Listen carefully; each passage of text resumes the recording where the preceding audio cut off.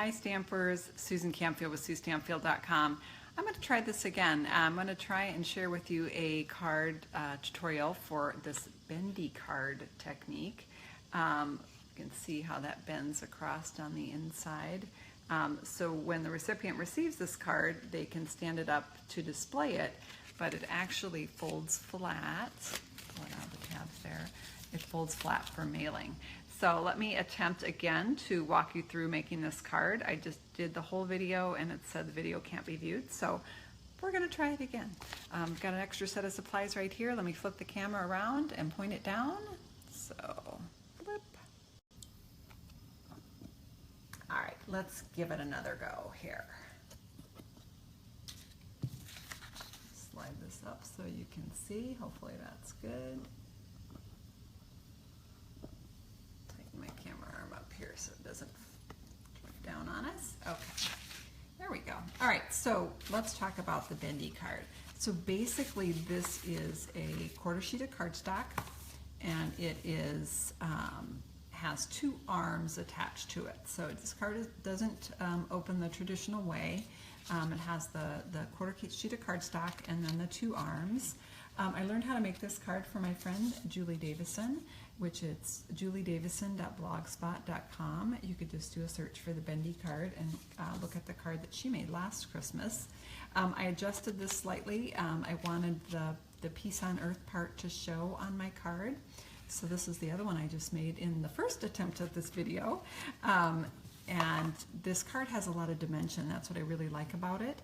It looks really complicated, but it's actually not complicated at all. So the basic idea is to have that single card base and then the two arms. So let's talk about the size that you want to cut your cardstock for that. So your card base is going to be 5.5 inches by 4 1/4, and I cut this to be 5.5 by 4 1/4, and it's cut out of the thick Whisper White cardstock. Hi Carol Garrison, how are you? So we have our two arms, and that's what's going to make the card give it dimension here.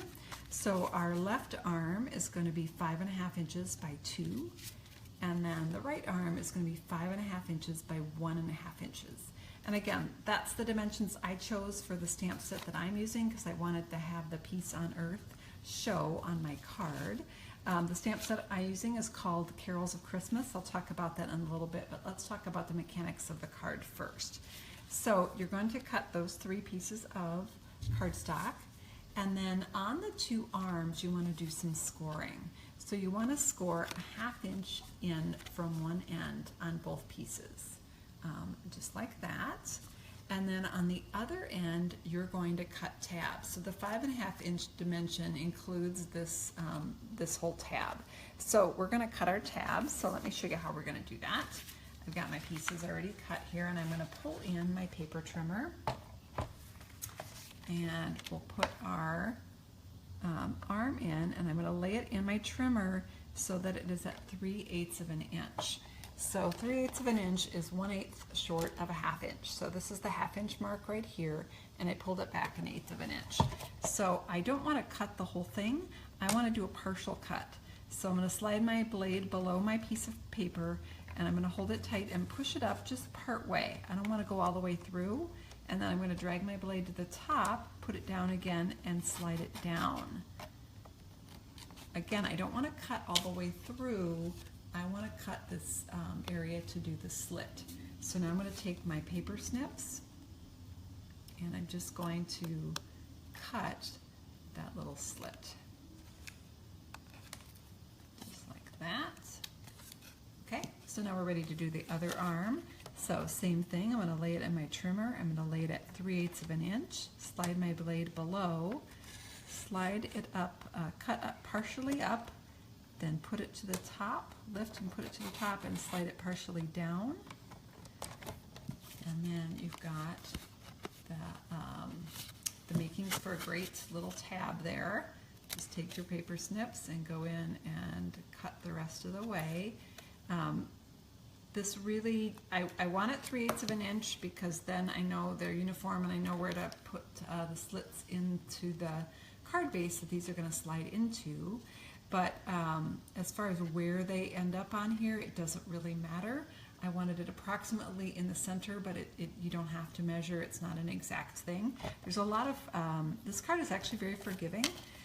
So now we're ready to cut our slits. So we're going to keep our paper trimmer here because that's how we're going to cut our slits in our card base. So I'm going to take my card base to cut the first slit, and I'm going to line my card base up so that the edge is lined up with the 4-inch mark on my trimmer. And then I'm going to take my, my wide arm, and I'm going to use this as a placement tool to figure out where I want to cut that slit. I want it on this area, but I want to make sure it's in the right spot so that when I attach my arm to the flush to the bottom of the card, that slit is in the right spot. So to do that, I'm going to line my base up with the 4-inch mark. I'm going to lay this piece on here, and so it's flush with the bottom, and I'm lining the edge of this up with the groove. And sorry, the sun is setting here, so we're getting some funky shadows. Right here at the center of this gray area is the part that the channel that the blade slides through, so that's where the slit is going to be cut. So I've lined that up. Now if you have a hard time seeing the white on white here, you could actually attach a post-it note to the base of your a card, just so you can see that contrast, and then you can really easily measure where to put it. So right now I don't want to cut anything, but I want to put this arm down as a measurement guide.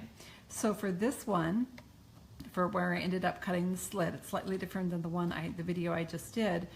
This one is about, I would say, a little past 3.5 inches and a little past 3. So if I go from 3 to 1 past 3.5, I'm going to have a large enough slit for that to go into. It's okay if it's bigger, I just don't want it to be too small.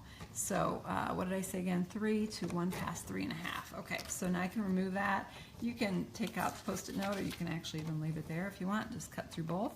So I'm going to go to the 3-inch mark, put my blade down.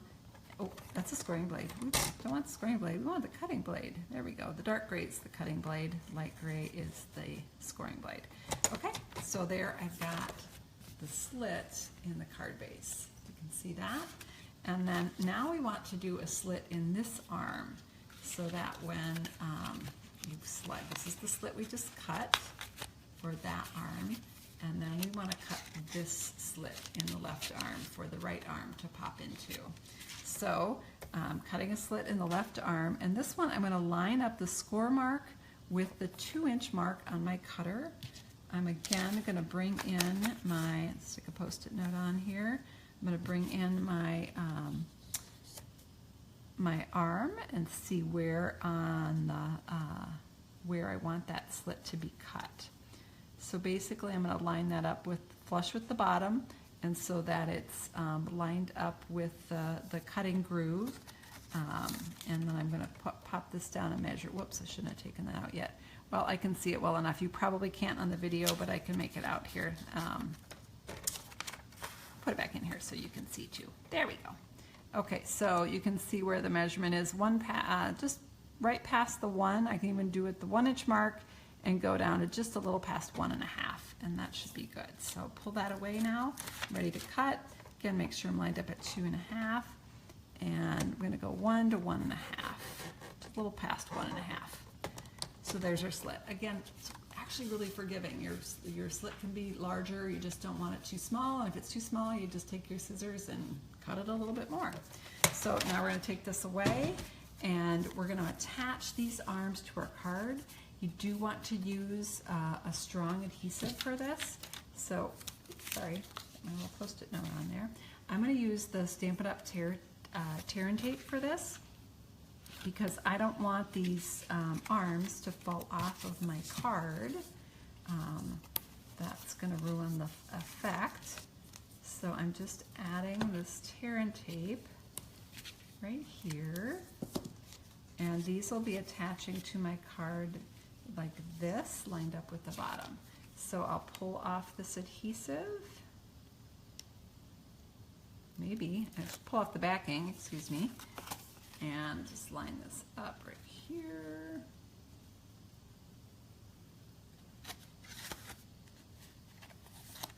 And adhere that to the back arm. And we're going to pull this backing off of this piece. So we have lots of dog hair in that one. Oops. And then we're going to line it up with the bottom here. Just like that. So now this is gonna, let's see if it worked. We're gonna slide this tab into that slit, and we're gonna slide this tab into this slit. If you want, before you do this, you can take your bone folder and kind of curl these pieces. I didn't even bother, and it was just fine. And then now you're ready to decorate your card. To decorate my card, I used the brand new Carols of Christmas stamp set. This is available for customers to order today, August 1st. And it's available in a bundle with these fun framelit dies called the Card Front Builder Thinlit dies. And on this pack, I just used the deer, and then I used the trees. There's a set of 2 trees and a single tree. So I cut out 2 single trees, and I cut out 2 sets of double trees, and then the 1 deer. The deer and the greeting are stamped in the soft suede ink, which is right here. And on this part, I don't know if you can tell, but this is also in soft suede.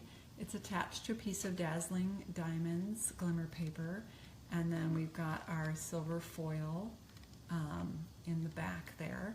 And then this bow is made with the ribbon that has the silver edge on it, so it really picks up on that silver silver foil backing piece.